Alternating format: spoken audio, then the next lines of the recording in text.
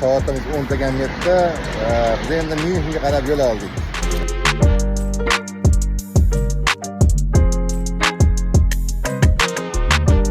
5 soat deganda Pragadan Germaniyaning Myunxen shahriga yetib keldik. Bunday kelganimizni hal etaman.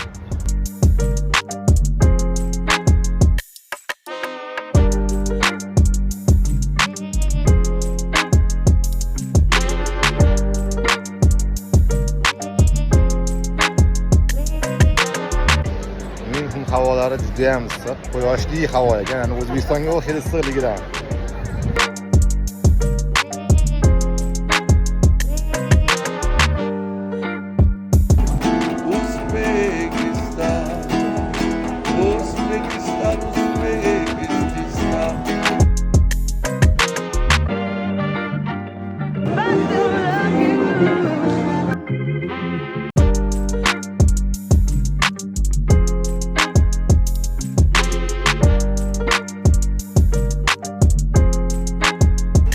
Bugun hozir biz Myunxen ko'chalarida City Bus'da tur oldik.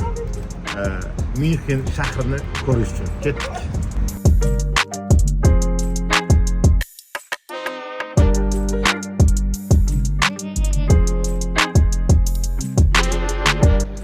O'rtoqlar, boshida aytgandim, nima uchun Myunxenga keldik? Myunxenga biz BMW qidirib keldik. BMW zavodimiz hozir muzeyda, ya'ni qanaqa BMWlar hozir oxirgi tipda elektr qidiramiz.